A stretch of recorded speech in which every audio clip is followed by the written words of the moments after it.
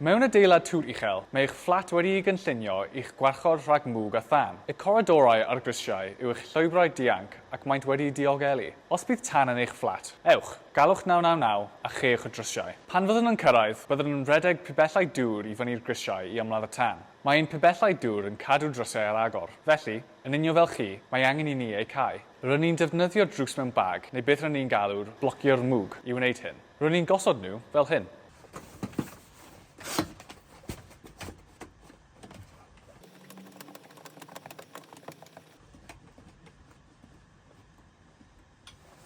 Maen nhw wedi eu cynllunio i gadw eich llwybr dianc yn rhydd rhag mwg. Os oes angen i chi wagio, yn syml, codwch e a chadwch yn isel fel na fyddwch chi'n bwrw eich pen. Bydd ein diffoddwyr tân yn yr adeilad i'ch helpu. Cofiwch, cadwch yn llonydd a gwrandewch i'r gyfarwyddiadau'r diffoddwyr tân.